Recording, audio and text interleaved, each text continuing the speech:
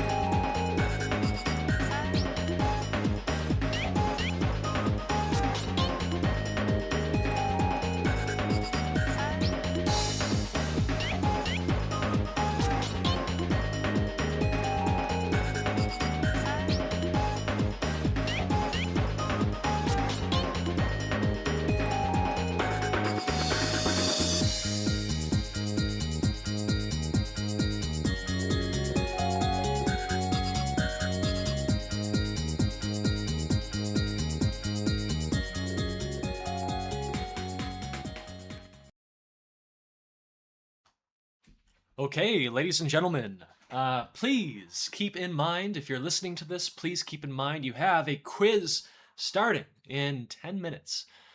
10 minutes, and that quiz is going to begin. Please do not forget your quiz. Reminder, it is open book and open note and open internet. So you can take that quiz how you like, but please do not, I do not want to hear any reports of people working together on the quiz, okay? But we will begin the quiz in about 8 minutes, and then at 5 o'clock we will come back and we will do our lecture, which this time it's primarily just going to be a bunch of exam review, okay?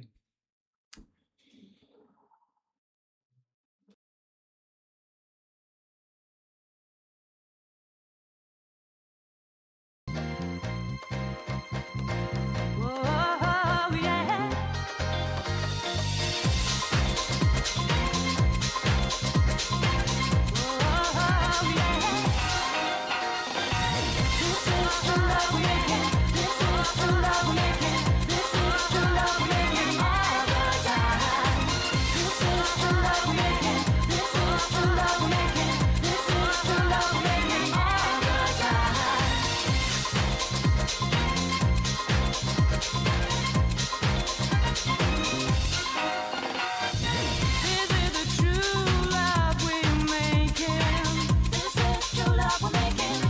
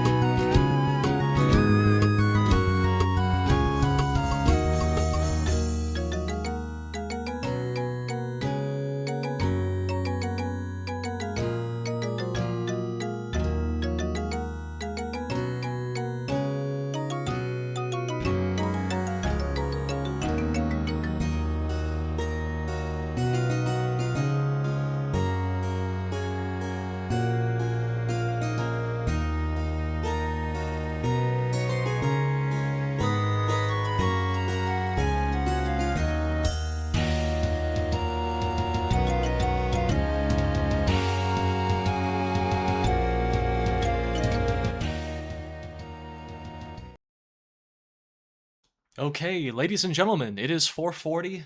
Your quiz should be open and available on Canvas, okay? So please begin your quiz as soon as you can, and we will get on with the main lecture in 20 minutes, okay? Quiz time! Quiz time. Good luck with the quiz.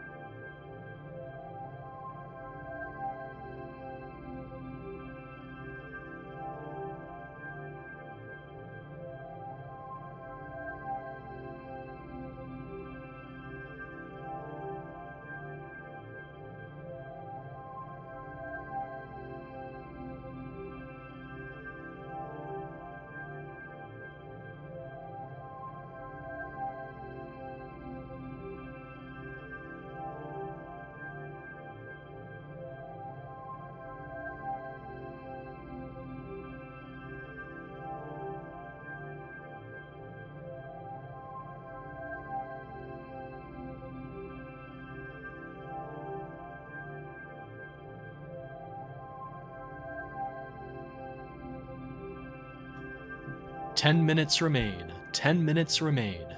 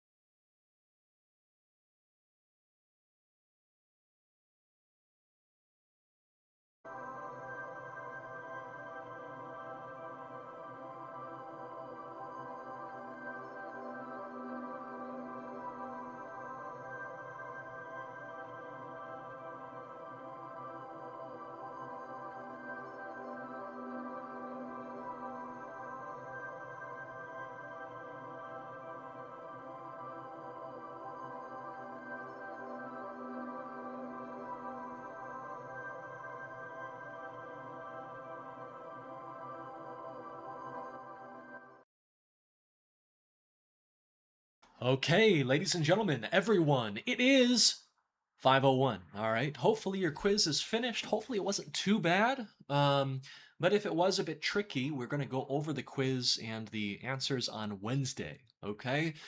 As you've noticed, this is a special edition Professor is Sick version of our EECS 498 Game Engine Architecture lecture. It's only going to be remote this time, but unlike normal, I will actually be watching the Twitch chat. And if you have any questions, you can type them in, and I will respond to those questions. I'll be watching pretty closely. If you are, if you didn't see my announcement, basically what happened is that my parents are currently living at my place. They're just kind of stopping by, and my father got sick, and he started, having some pretty severe symptoms, and then. A day later, my mother got sick and had the same symptoms, and at about that time, I knew, uh-oh, I'm next, okay? And about 2 or 3 hours after I noticed my mom having symptoms, I began to exhibit symptoms. And if you're wondering what symptoms I could be talking about, well, I'm going to paste an informative image in the Twitch chat. Now, don't click on this link. Don't click on it. Just don't do it, okay? But this is college, and college is about knowledge. And so if you really want to see what I've been up to the last couple days, you can click this image if you want to, but don't do it, okay? If you look at where we are on our schedule, this is the week, okay? In 5 days on Friday we have our exam. It's going to happen from 5 to 9 p.m. EST on that Friday. Hope you don't have any Friday night plans, but if you do, make sure they're happening after 9 p.m. Or possibly if you get out of the exam a bit early. You might be able to do something then. But this week is entirely going to be about that exam. And we're going to be having kind of a short lecture today on Monday, and then on Wednesday we're going to have a short lecture. And we're basically just going to be kind of talking about the exam and talking about different topics that might show up on the exam. And that's going to be pretty much it. We do have some game engines for you on Monday and Wednesday that might show up on the exam, but it's going to be a pretty easy week. A reminder as well, this is your last week until those auto-graders stop giving you points, okay? On Monday at 4:30 p.m., the start of class, the auto-graders are going to start. They'll still grade you. They will still tell you what your score is, but they won't give you any points anymore on Canvas. So this is your final week to kind of get caught up with all of those auto-graded homeworks if you can. And we want you to be caught up and finished with the auto-graded homeworks because starting with next week, we're going to have 2 weeks of the custom engine feature. Okay, custom engine feature. It's going to be a really good time. I think you're going to enjoy it. It's going to be much more peaceful final, two weeks of the class than what you've had so far. These assignments can be as easy or as difficult as you want them to be, and usually if you're running out of time, you can just kind of relax, chill, and you can still get all those points, okay? The final assignment, which is kind of really your take-home final exam, is going to be really easy. You're going to write a very short reflection on how the process went for you on building your own engine from scratch. And then you are going to make a tiny little game with a few requirements, a tiny little game. You're going to make it in your engine. So you're going to be writing some Lua, you might be drawing some characters, or maybe you'll be reusing some of my characters, whatever you want to do. And then that's it. That's a wrap. Okay, we'll get you out of here. You can enjoy the summer, go to an internship, do whatever you want to do. All right.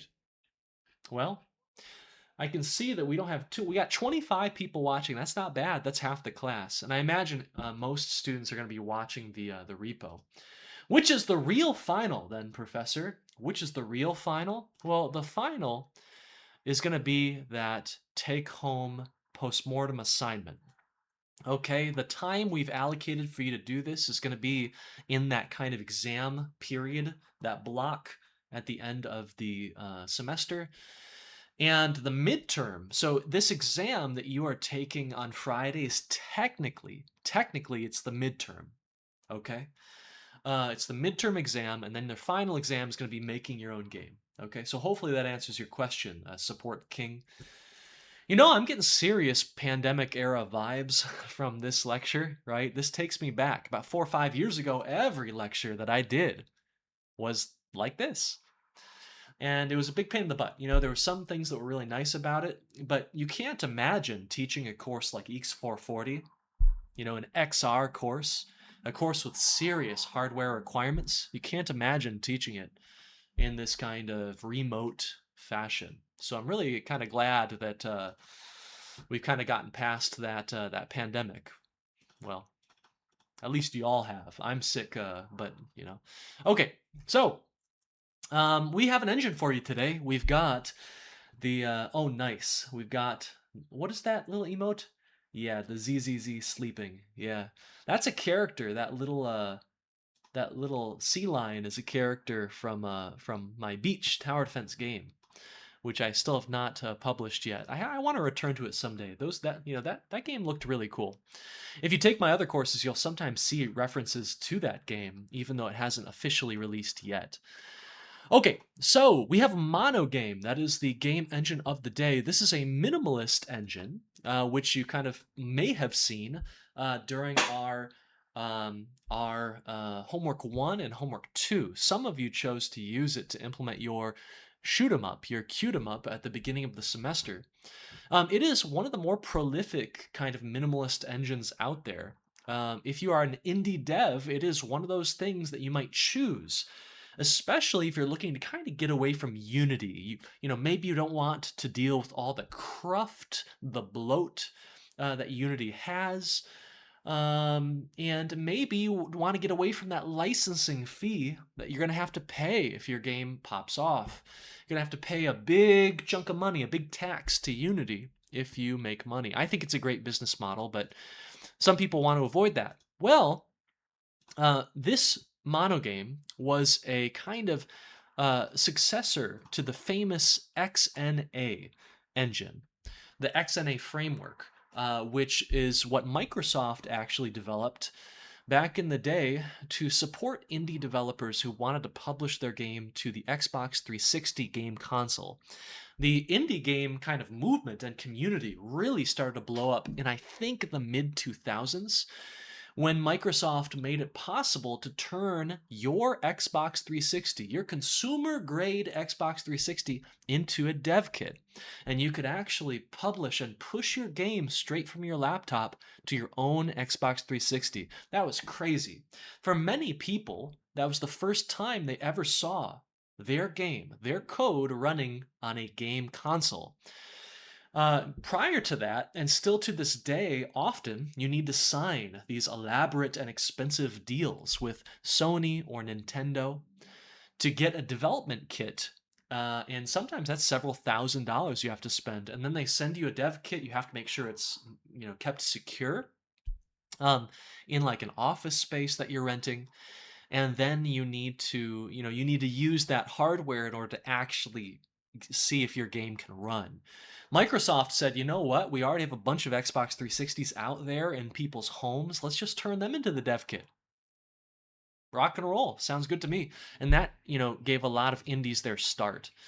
Anyway, Microsoft eventually retired and stopped supporting the XNA framework, but a lot of people really loved it, and they loved the architecture of it, the APIs that it had. And so, 2009, the Mono Game project, community-made project dedicated to kind of bringing that back to life. It was created, in a sense, by Microsoft Xbox team and by the open source community who kept it alive and turned it into that open source project. It's very, very famous. It is the engine behind the hit 2D, mental health issues platformer Celeste, a very, very fun game. It is the game, the engine behind Streets of Rage 4, which was a fantastic beat 'em up that was recently put out. The website, I think, has a lot more games. What else do they have? Sweet Transit. I haven't heard of that one, but I'm sure Showcase maybe. Maybe we can find more games on here. Mercenary Kings. I've heard Towerfall. Okay. What else do we have on here? Anything? Anything? Uh, Carrion. Okay, that's a relatively big one. Bastion. All right. Geometry Warp. That is not Geometry Wars. Fez used it. That's really, really cool. Wow, look at all these great games. So Axiom Verge, Stardew Valley, Rock and Roll. What a great engine. So a re-implementation of XNA, okay, blah, blah, blah, blah, blah. Okay, you already know that. It is minimalist, much in the same vein as Pygame or Love 2D. It will give you certain APIs for checking out the inputs. It will give you some basic APIs for rendering and for playing audio, but that's pretty much it. You're not going to get collision detection. You won't get an actor or component architecture, which is what we spent a lot of effort on Homework 7 setting up in our engines. So we sometimes say that our game engine that we make in this course from scratch, right, unofficially known as the A2 engine, it is a hybrid of Love 2D, which is a minimalistic Lua-based engine, and Unity, which is a component-based architecture, because we have all those things.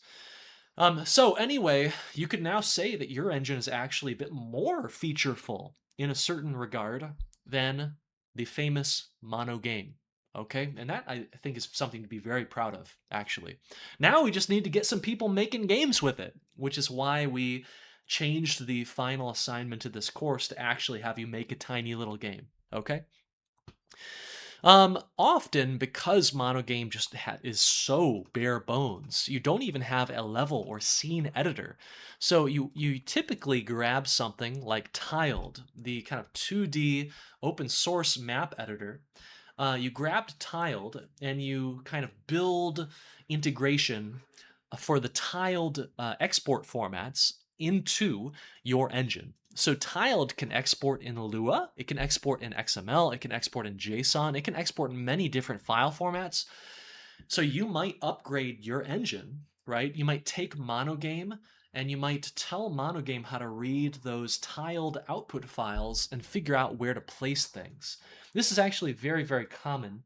And if you've played the May and Magna game, or if you've played the game, the security guard game, this is tiled. You're looking at tiled right now, and this is how I build the levels, right? This is how I decide what dialogue is going to occur when you walk near something. This is how I decide, how the enemies are going to walk around, right? Where things will be located. It's really, really fun, and I can kind of move things around if I want to really easily. The May and Magna game, you might notice, know from here. So this is how I basically create those levels. And then I write some JavaScript so that in your web browser, we can parse through all these files and we can go in and fix things up if we want to. So if I want to add some more platforms to make the stage easier or hardware, I can just kind of grab one of my tiles, or maybe I'll throw an extra life in right here at the end, right? I can just make these changes and then go to File and then Export, and then I got the changes. Okay, so pretty cool stuff. But that's often what you have to do when you have these minimalist game engines. You have to start tacking on and integrating a lot of different tools, some of them third-party tools like Tiled, in order to actually make your game. But the nice thing here is that your engine will only have the things that you have added. It won't have any bloat. And if you don't need something, it's just not going to be there. Okay, in Unity, you've got all of these features like the animator that are super powerful, but if you don't need it, it's not there. It's not slowing you down. It's not making things bulkier. It's not confusing you. It's not complicating the UI. And so a lot of people really prefer that approach, that minimalist approach. Anyway, okay, so that's all I have to say about this stuff here. Congrats to all of you on finishing your quizzes, okay? Now, what's going to happen is in a few hours, I'm probably going to go through your quiz grades. And I'm going to look at your quiz grades 1 through 5, and I'm going to take the lowest grade that you've got, and I'm going to just make it a 20 out of 20. Okay? I'm just going to punch it right in. And that is going to basically absolve you of your worst your worst quiz performance, which should help your grades, a nice bit. So that will be pleasant for you. Okay. We can now turn our attention to the exam, which I think is going to be, on the level of the quizzes, maybe slightly easier. I don't know yet, because I'll tell you, I haven't finished the exam yet. I haven't finished it. And it's a pain. Oh my gosh, making these exams are a pain. It's a pain in the butt. And it gets harder every year. Why? Why does it get harder every year? Well, if you're making an exam, then it's axiomatic. It is simply a fact of life that that exam is going to leak. It's going to get out to the public. Some people will remember the exam. Some people will tell their friends about the exam so that the future students know what's on the exam. So I have to make the exams public. It's the only way to be fair to the honest students. So all of my exams are public. Now that's a big problem. So if your exams are public, that means you need to make sure that your next exam has new questions. That means that every year you have to make new questions, but your course isn't changing that much, and the topics in your course isn't changing that much. And so you have to somehow make an infinite number of, questions that are fair and that have been, explored in the course materials. But you have to make an infinite number of questions out of a finite amount of topics in the course. So I'm kind of scrambling to squeeze more reasonable questions out of the course materials. And so it's quite difficult to balance all of this to make sure it's going to be fair and not too hard, and then to make sure I don't make any mistakes, because if you make one mistake on a line of code in a coding question, that suddenly can vastly change what the answers are going to be, what the correct answer could be. So we don't want any typos, but we'll have to see what happens. Last year I didn't have any typos, but the first exam I made had quite a few typos, and that really stunk. We had to make a lot of corrections, mid-exam. That stunk a lot, okay? But we're going to go over that. I've got some cool things to show you, actually. So I was making a flyer for the new Ann Arbor 3D meetup. And I just posted this around everywhere today. Don't worry, I wear a mask. I wore a mask around campus, so I didn't get anyone sick. Oh, by the way, you can, if you go to this on April 7th, you get some extra credit, which, maybe you want. That could be a good idea, okay? 4 points of extra credit, I think. That's not that's not bad. Not too bad. What I've discovered is that I am a rubbish 2D artist. I couldn't draw anything to save my life, but I'm a decent 3D artist. I'm okay, I guess, for a hobbyist. And so when I was making the flyer, I think, I got to put something 3D on here. So I decided to create this little pizza model, which you can see in Blender here.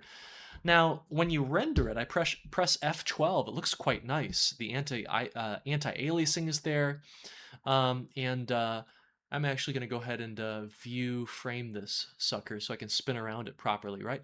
But you can see that, yeah, this pizza is actually a 3D object. What's really funny about this is that the pizza is very low poly, but if you go to the little sausages, the little sausage spheres, they're actually super high poly. This is way high poly, way more high poly than they really should be. But I think it looked surprisingly good. Surprisingly good. I'm not sure why. Why is this looking pink? Why does this look pink in here? I have no idea why this is pink, and then in the render, it looks the color that it should be. I have no idea.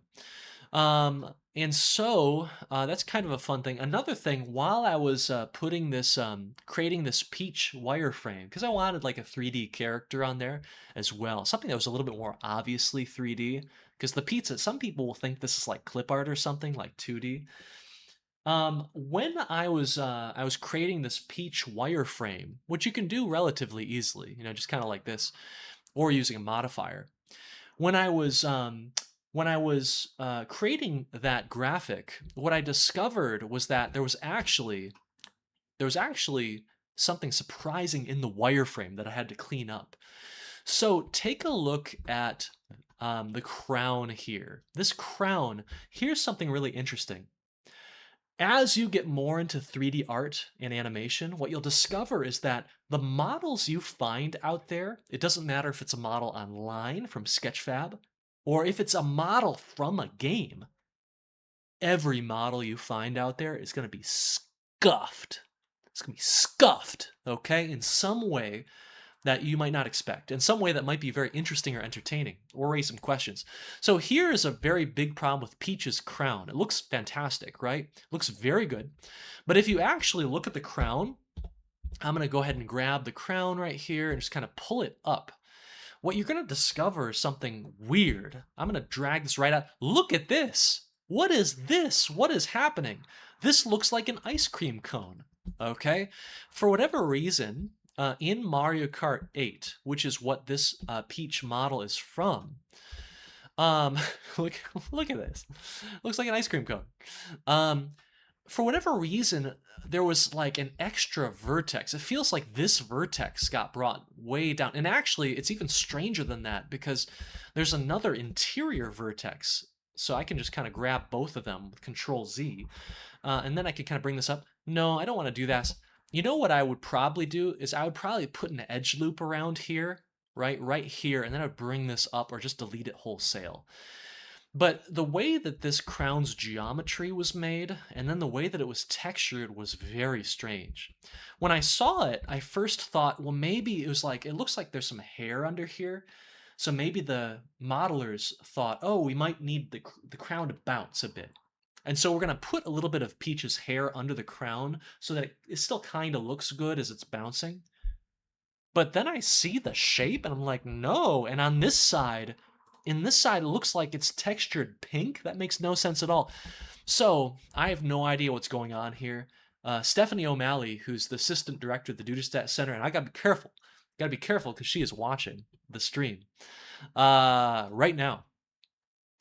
She told me that she thinks this was either a mistake on the modeler's part at Nintendo, or this was a mistake that the model ripper made, because this model is actually from the modelsresource.com. And so I think sometimes, sometimes weird little things get messed up and you can end up with strange artifacts like this, but I don't know. I don't know at all. We'll see, because here's the thing.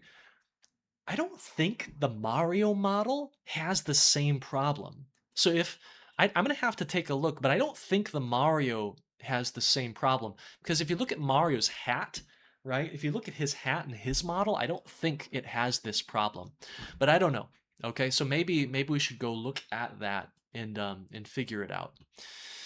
Okay, so anyway, yeah, hopefully that's interesting to you. And, I'm trying to shill my courses whenever I can. But this is one of the reasons that I thought the new 298 course was important, because a lot of people just don't know what to do. Like, if I needed to fix that model, I could easily do it, right?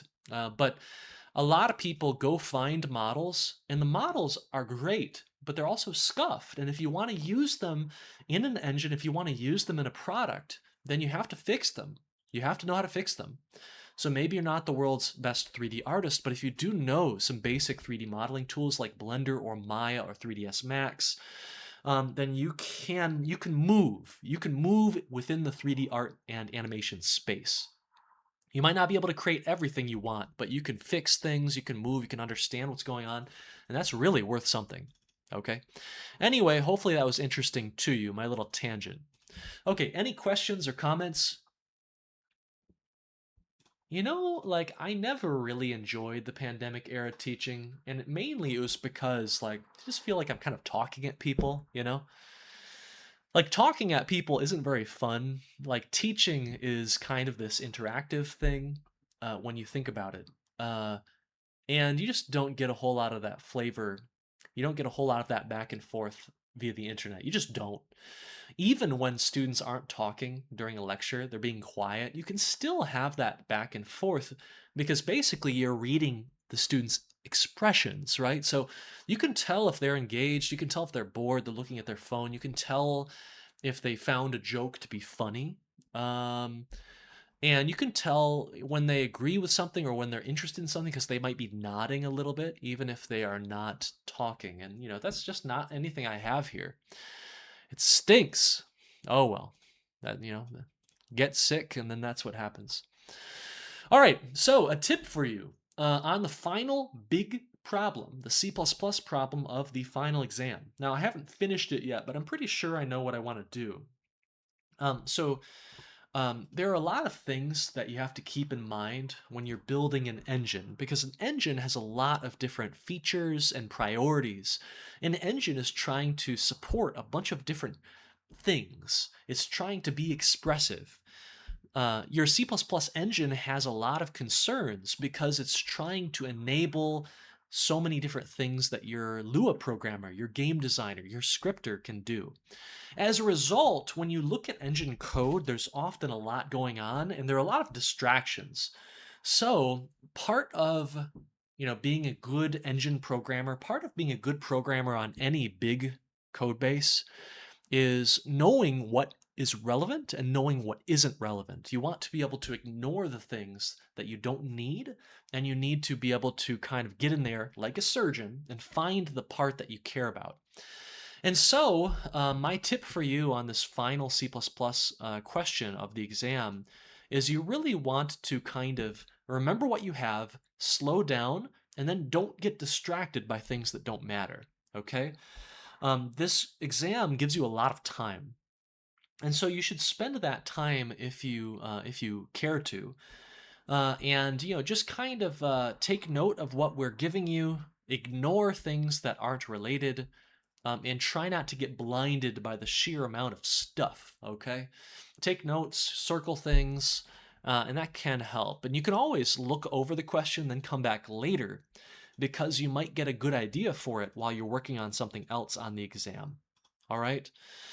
Okay, and in general, the questions on the exam can look a bit scary, but we're generally not trying to make things super hard. So sometimes the solution is a little bit simpler than you might expect. So keep that in mind. If you find yourself just needing to write tons of code, then you might be a little bit off track, okay? Support King 1 asks, are we allowed to bring a cheat sheet? No, you are not allowed to bring a cheat sheet. You cannot bring anything except a pencil. And I think a bottle of water. And you should not be drawing on that bottle of water, okay? The exam document itself has where is it? Where is that thing? Okay, it's on the schedule. The exam document itself, the exam assignment spec, has the policies for the exam, and you should definitely read over those. It's going to be cumulative, okay? It can cover anything in discussions, homework, quizzes, everything, lectures. It's not going to be curved, almost certainly not going to be curved. There will be no notes or devices or scratch paper allowed on the exam. No AI or camera-equipped glasses will be allowed on the exam, so hopefully you have some normal glasses if you're using those Meta Ray-Bans. Backpacks are not going to be allowed. They're going to need to be underneath your desk or at the front of the room. You'll have to sign the honor coach pled, okay? If I can't read your handwriting for any reason, then I'm going to ignore it, and you're going to end up losing points as a result. The exam's not going to be proctored, but I will be chilling, in the room somewhere, probably, usually just at the front desk. If you need a bathroom break, you can come up and give me your exam, and I'll give you about 5 minutes. If you do this more than once or twice, I'm going to rip your exam up, okay? Yeah, so what else? Okay, blah, blah, blah, blah, blah, blah, blah. Yeah, you shouldn't need any extra time. The exam is not that long. It does have quite a bit of writing, of like code writing. So you may want to space out your lines of code a little bit. You got plenty of room for writing your code. And you might want to do that because sometimes you want to like insert and shift your code up or down, and that can be annoying to do you have to like erase with your eraser and then write that code back again. It's kind of annoying, but you know. All right. Okay. So,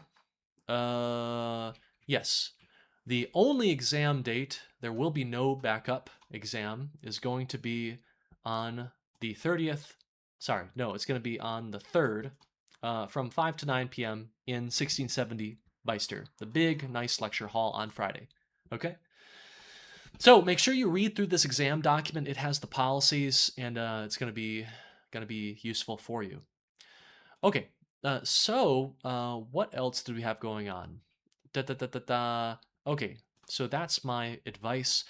The exam is, I actually don't think it's 70% finished this semester. I think it's like 50% finished personally.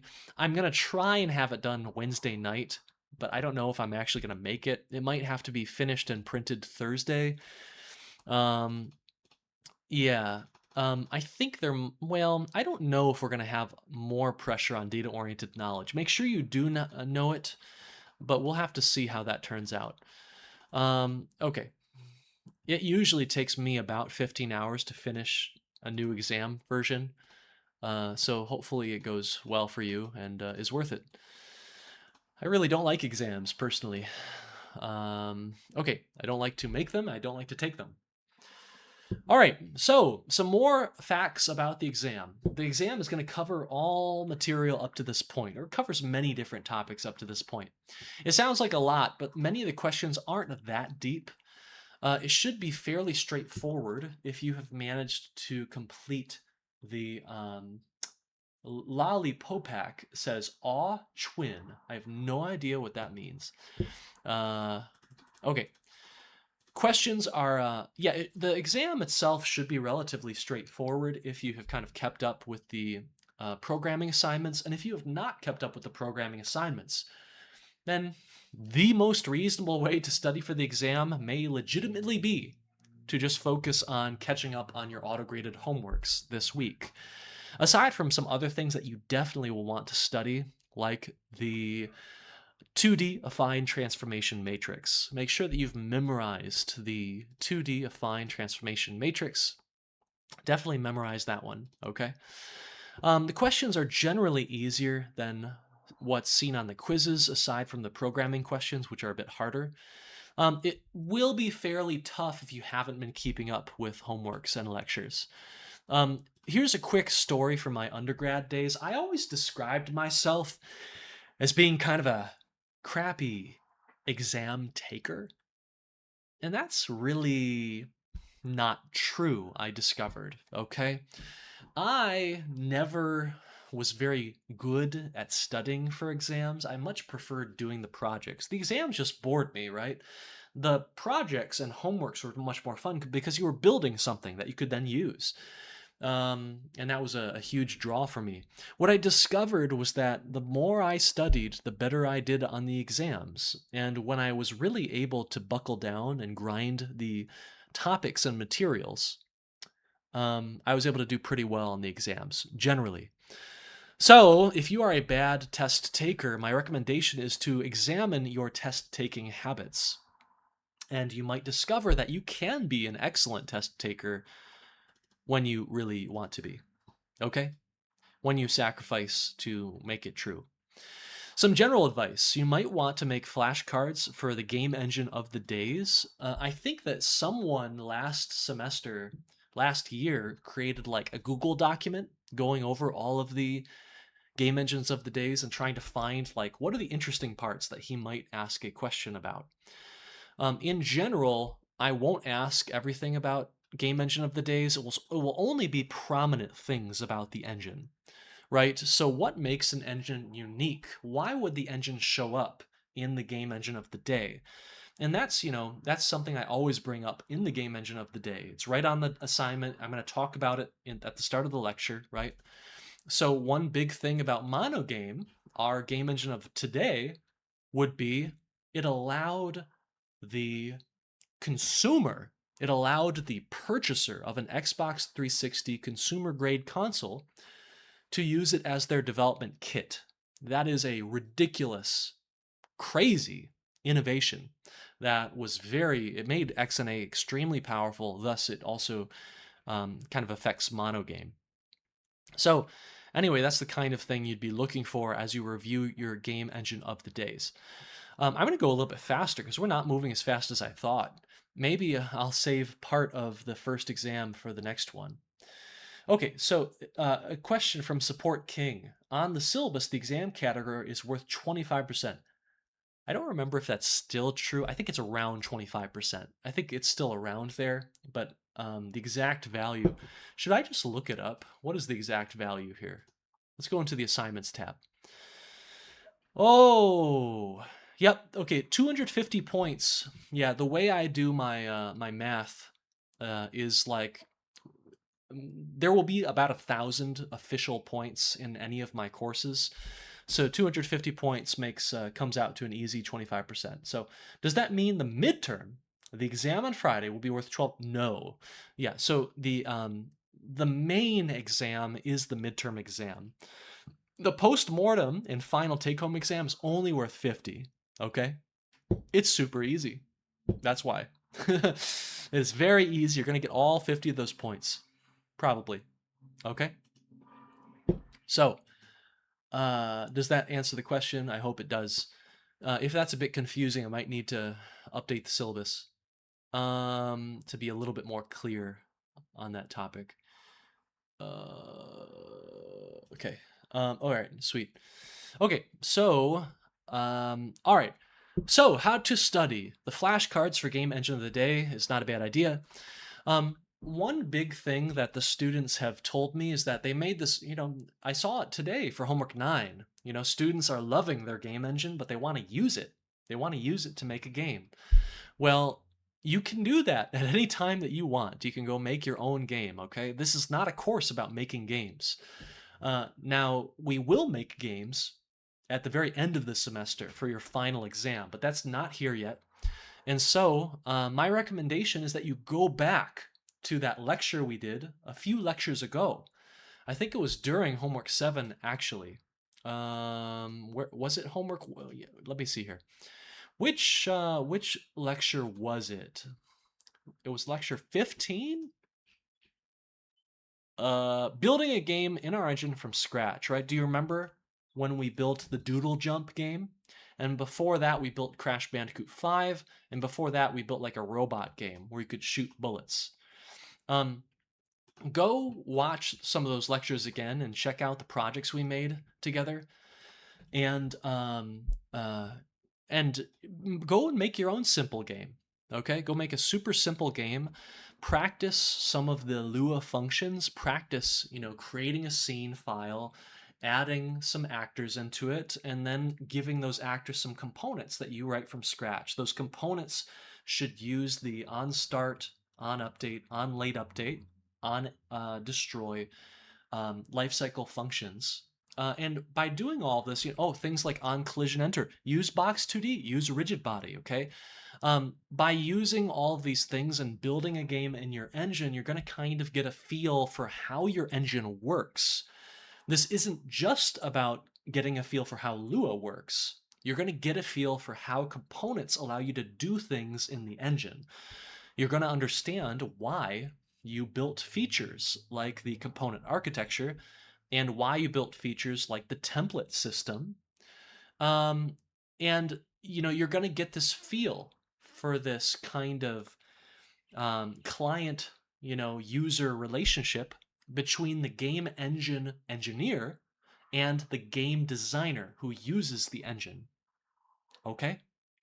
So that's going to be one of the most helpful things on the exam. Review all 5 quizzes. Sometimes I take a question from a quiz and I kind of soup it up or remix it a little bit. The first quiz is not especially important for this, but kind of try and go back and understand what you might have gotten wrong on some of those earlier quizzes. And you can always ask me during office hours, and you could ask Max as well, and he'll help you out. Don't panic or get too anxious. We designed the exam to be completable in about 2.5 hours. And we give you 4 hours. And we give everyone 4 hours, regardless of whether you have the accommodations letter or not. If you have more than 4 hours, then we should talk. And what usually happens is I put you into the Wolverine Soft office before the exam starts. And so then we move you into the main exam hall to kind of work with everyone else as that one is beginning. Okay. If you need to use, if you need to use the restroom, you can give me the exam. I'll do this for you once. Okay. So don't abuse this. Something that might be helpful when you're taking a test is that, at least on my exams, no question is random. When you encounter a question, you should ask yourself, what topic is Austin trying to refer to here? Very often, I'm trying to figure out whether you have internalized something important or not. And the way that I can do that is by asking certain questions in certain ways. And so usually a question is trying to get at something. And so, you know, it's not just trying to figure out if you can write a bunch of code that works or not. Usually there's some larger concept that we're trying to hit. So keep that in mind, right? The example here is, I'm not sure how to solve this question right away, but it is reminding me of something. Maybe something a bit data-oriented. Okay, so you can ask yourself, what do you remember about this topic? Okay, take note of generous or obvious amounts of white space. If I give you something, it's probably because I want you to use it. This also applies to the glossary. So if you look at the exams from the past, at the start of the exam, there's usually a big glossary that I give you. And if something if something isn't important on the exam, then I won't give it to you, okay? This glossary, for the most part, the glossary only contains things that you need. And so, looking through all of this could be a good way to remind yourself of something. Or it could be a strong hint that, oh, maybe I should find some way to use table.insert. Maybe this could be a useful thing. Or, the C++ stuff could give you a strong hint. If I'm telling you how to iterate through a map, then that might be a strong hint that you might want to use a map, right? Otherwise, I would have given you something else or would have removed it entirely. So that is something to remember. Okay, blah, blah, blah, blah, blah, blah, blah. Okay, white space, policy change. Yeah, so no extra credit, no scratch paper will be provided this year, and none is allowed. And this is a policy change because in the first exam that I ever offered for Game Engine Architecture, I offered extra paper for scratch paper, and my goodness, the students started using so much of it that I couldn't read the code. They were writing like an entire novel. Like they were writing their own operating system or something to solve a problem. And it's just like, okay, come on, no. Like, if you run out of space, you're either writing way too big or you don't understand the problem and you're not using what we are giving you, okay? So we're going to give you a certain amount of space to write your answer in, and that is because I have written my own solution and it only required that much space, or it required less, all right? So keep that in mind. You're not going to be given extra space, and if I cannot read your handwriting, then you're not going to get points. So please take your time. You have a lot of time. If you think your handwriting is ugly, then rewrite your code to make it more clear. And you can take as much time as you want, up to 4 hours, in order to do this. Okay. All right. If you just start spamming a bunch of garbage all over the page, I'm just going to cross it all out and then give you a 0 on the problem. Don't do that. Don't try and DDoS me. I've got a lot of exams to grade this year, and I have to grade all of them myself, and it's a big pain by hand. It really stinks. Okay, so some specifics for this year's semester. I haven't finished the exam yet, so this might not be 100% true, But this one definitely is. You need to memorize the 2D affine transformation matrix. Memorize that, okay? And also remind yourself of how matrix multiplication works.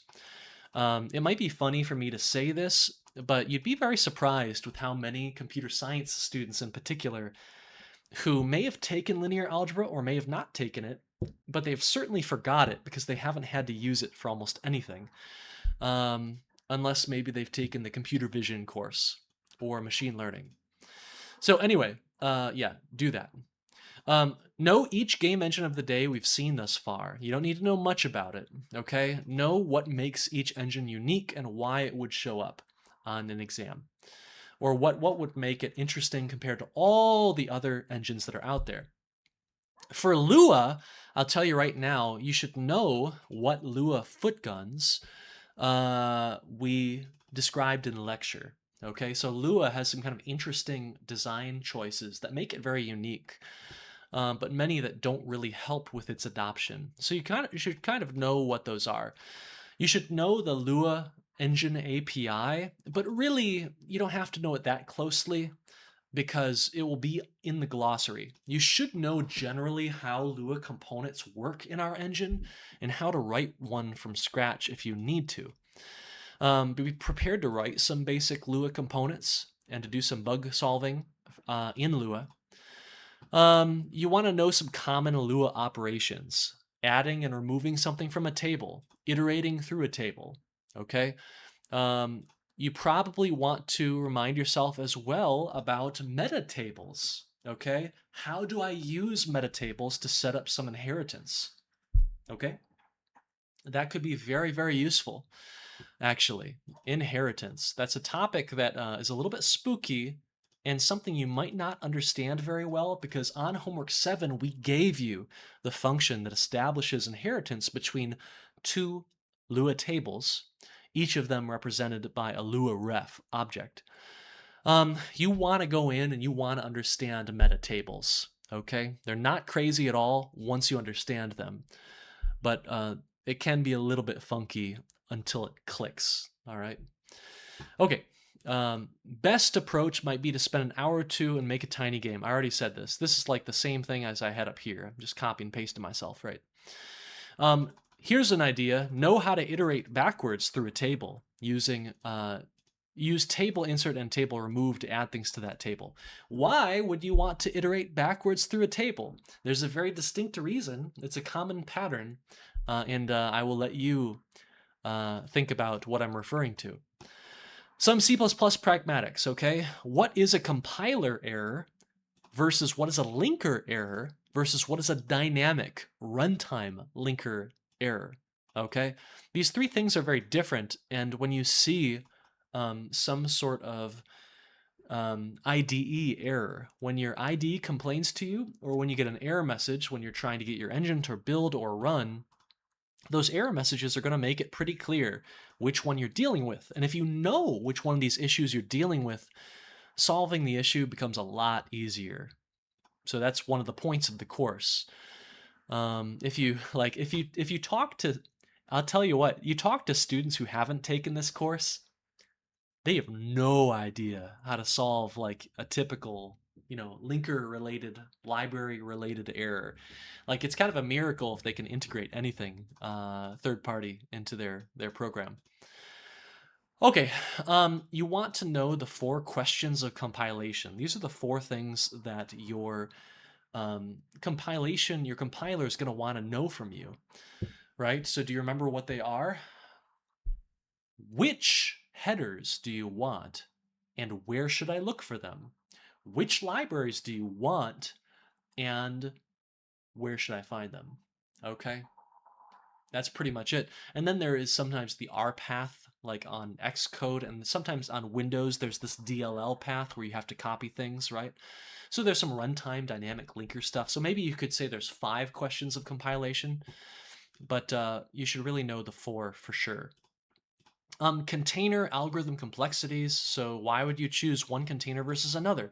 And you might want to just remind yourself over, why and, how do you use something like shared pointer. For Box 2D, you're going to want to know the specifics of using that physics engine. You don't need to know how it works, though. because this is not a physics course. You might be, yeah, you definitely want to be ready to write some C++ across multiple files to empower a new lifecycle function that exists in Lua.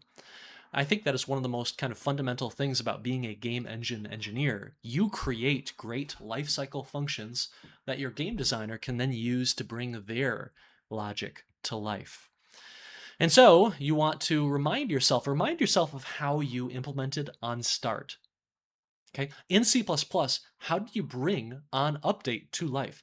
How did you make onTriggerEnter work in homework 8? Okay, just remind yourself of how you did these things in your engine, and you should be fine. And if you haven't made it to homework 7 or homework 8, you're going to want to rush and get to homework 7 and homework 8 to give you a feel for what I'm talking about. Okay, you can also, here's a really cool, fun thing to ask yourself. I'm obviously not going to ask you to implement onStart, but there are other lifecycle functions that exist out there, believe it or not, and I could ask you to implement some of those. So you can speculate as to which lifecycle function I might ask you to write. Yeah, I'll tell you this this time I'm gonna have you, I think I'm gonna have you do a pretty unusual one, but a pretty cool one. Not many engines have it, but if you're making a certain type of game, ooh, mwah, it is so nice to have if you're making a certain type of game. Okay, remind yourself of the collision detection that we had in homework 6, how you implement it. Remind yourself of the region system that we talked about in lecture, and of the AABB, pretty simple kind of box or rectangle collision detection algorithm. Remind yourself of some of the softer, so entrepreneurial, social, legal considerations. So, for instance, licenses, right? Remind yourself of a couple of the famous licenses that we have dealt with, and that will be helpful. Remind yourself of the basic history and progression of game engines. That actually came up kind of in our first lecture, okay? And then remind yourself of those 3 main categories that engines fall into. And we're talking about like homework 1 and homework 2, okay? Lua bridge stuff, you might use a Lua ref, but we'll be sure to let you know and kind of show you how to use it in case you've forgotten. And ECS stuff isn't going to be on there really, except for maybe some questions, some small questions on ECS and like, why do you use it? What is it good for? What problems do you run into when you start going data oriented? Okay. So, does anyone have any questions?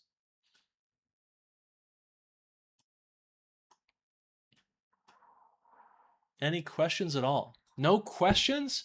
Sometimes I think to myself that I need to be more confusing in lecture, and I need to decrease the quality of my lectures and my homeworks and my slides and my projects, so that I can get more questions.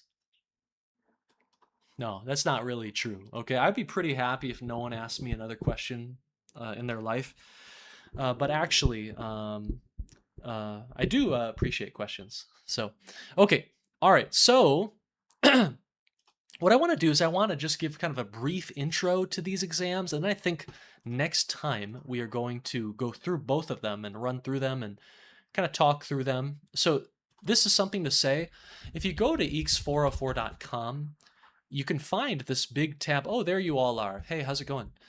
You can find this this tab right here that says exams, and if you click on it, it's going to show you the combined exam. It's going to give you a bunch of links. It's going to give you the exam, but without any of the answers filled in. Any of the answers that your helper character has not filled in for you. And so you can do the exam right there, and then what you can do, we got someone joining us right here. We got so many dogs. We got dogs everywhere, okay? And then you can go to the answer key, and you can actually see what the answers were, and you can read the code, my solution for these questions, right in here. And you're going to notice that my solutions are usually not that long, right? Not that long. Well, okay, I guess maybe they're a little bit chunky, but um, so I definitely recommend you do the exam. Do both of these practice exams yourself without looking at the answer key. And then when we come back on Wednesday, we'll go through and I'll kind of explain things. Looking at this exam, let me see here. Okay. Looking at the exam, we're going to have a very similar breakdown of topics and points. And you're going to have to sign right here, sign the honor code down here. And then you're going to get this glossary. Now, a good thing about the glossary, like I said earlier, is that the glossary provides a lot of syntax for you, and it reminds you of certain functions that exist. And it also just reminds you of certain like C++ concepts and how to do certain things, like iterate through a table. What is the syntax for this? And so I recommend that you use these things. On last semester, on some of the exams, I put this right here in this box. You can use this, a reminder. In C++, you can use this as a pointer to the current object. A lot of students never ended up using this, and they had a much harder time solving the problem as a result. And I'm like, I put it right here, right? I put this reminder right here. Maybe I should have made it red or something. Well, these exams are going to be, they're not going to be color printed, so another fun thing for you to think about is what characters are going to show up on the exam. So I've got a nostalgic character for many of you that's going to show up on the new exam. If you watched animated TV in the 90s and early 2000s, then this will be, you'll be seeing a familiar face, okay? So look forward to that. The exam usually kind of starts pretty easy and simple and then kind of winds its way up in difficulty a bit. So if we look at this first page of our very first exam ever, right, we have a lot of multiple choice questions. Just like on the quizzes, the multiple choice questions will usually tell you how many choices you're supposed to make. So for instance, game engines borrow their terminology from the realm of theater, including actor to represent things, script to represent modular attachable logic, and blank to represent a collection of actors. This is a scene, right? It's not a template. It's not a book. It's not a rehearsal package or prop. It is a scene, and so you'd select that one. Sometimes the characters will demonstrate how we want you to answer a question. So in this case, for circling it, down here, Spot will connect a line for you. You don't have to do those ones, okay? In modern times, two off-the-shelf game engines stand above the rest with significant advantages in popularity, community, and feature set, to the point where many call the situation a duopoly. Which are they? And this should be relatively easy, right? Unity and Unreal. You would circle 2, and an Indeed. Boom, right there, and boom, okay? For the next one, off-the-shelf engines are very popular, but some studios refuse to indulge. Why might a studio use an in-house engine? And it says very explicitly to circle 2 answers. So avoiding royalties is a great answer, right? If you use an off-the-shelf engine, usually you have to pay the engine maker a chunk, a percentage of your revenues or your profits. And so that is referred to as a royalty, and so we would want to circle that. Reduced dev time and cost is not the kind of thing that an in-house proprietary engine will get you. In fact, that's an advantage of the opposite. This is an advantage of the off-the-shelf engine, so we'll not circle this one. Full agency is very important for a lot of developers, and that's one of the reasons that they would make a proprietary engine. If you grab an off-the-shelf engine, it might be hard to customize it. It might not even be possible. But a engine that you make yourself, you can customize to your heart's content, and you can really make it shine for your particular use case. And so full agency is definitely one that we want. Now, we have 2 of them circled, but we should probably read the other ones just to make sure. A large community is a feature of off-the-shelf game engines, not a feature of secretive proprietary engines. And easier hiring, again, that is a benefit of the off-the-shelf engine. It's not a benefit of the proprietary engine. Question number 4. OOP-based component architectures are very common, Name a significant weakness of this style. So this is actually, even though it doesn't mention it, this is actually a question about data-oriented programming. And it's asking you, what is object-oriented programming bad at? And one of the things it is bad at is cache utilization. This is the main benefit of going with something like data-oriented programming. So this is the answer right here. Logic reuse is an advantage of OOP, as is runtime flexibility, okay? And so, you just notice something about the way that these questions are designed, right? And so open source software is awash with licenses restricting how software may be used. Which one requires you to release your source code? Which is the scary license? This is the license known as the GPL, very famous license, or some would say infamous. Unity was not the first off-the-shelf engine, but it did change engine access forever. And so the question is going to be, how did they do this? In earlier eras, how did one typically acquire an engine? Circle 2. You could create it yourself, and a lot of people did create their own engines in the old days. Sometimes, if you remember from our very first lecture, some teams would create an engine just for one game. And then they would start the next game and they would throw out the old engine and they would re-implement things from scratch. Crazy, okay? Well, you could do it yourself, and that's part of why engine access was very restricted, okay? In the early days, you couldn't make games. Remember that. It was very hard to make games because you couldn't get access to a good engine without having the knowledge or resources or talent to create it yourself, okay? People did not just download an engine for free in the early days. Massive upfront license fees was a way you could acquire an engine. For instance, Unreal was one of the early available engines, but they wouldn't return your phone call if you didn't have, upwards of $1 million ready to license the engine.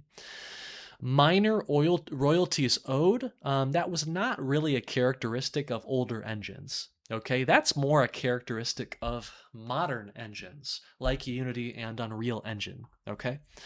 In the eternal chase for performance, some engines have been foregoing traditional object-oriented programming in favor of, so this is basically saying, hey, this is related to performance, and this is asking for something other than object-oriented programming. This is basically another question asking, do you know the rival to OOP? Of course we do. It is data-oriented programming. Okay? And so you'd want to come in here, and the other answers just don't make a whole lot of sense. Declarative is actually kind of an interesting answer. This is definitely not correct, but it is an interesting answer. I bet I could find at least one person who thought that if they could somehow make some sort of declarative language for describing a game, maybe you could write some implementation that optimizes the game's performance. That sounds wild to me, but if you were trying to argue for points back, this is probably the question where you have the best case, but I don't think it would be a good enough case to get your points back. Okay, so when we come back on a Wednesday, we're going to go through the rest of these questions, and hopefully these questions have kind of reminded you of some of those earlier interesting concepts. I really love to put a lot of the mushier stuff, mushy but important, right? The softer stuff but important, into the early parts of the exam. Okay? And so toward the end of the exam, you'll see there's a lot more kind of implementation-based stuff. There's some performance-based stuff. There's some Lua integration-based stuff. And then toward the very end, there's some simulate this game. And there tends to be some let's program some C++ toward the end. Okay? And then the final question is always a super easy one, where you get to name your engine, your custom engine. You name your custom engine, and then you draw your logo. And your logo can look terrible if you want. I don't care. But you do need to draw something, all right? Maylin told me she was drawing something new for you this year. I haven't seen it yet. I don't know, but we'll have to see, okay? Have to see what she comes up with. Okay, everyone, does anyone have any questions? It's 6 o'clock. We're 5 minutes over. Gurnus, do you have any questions? You have any questions, Steph?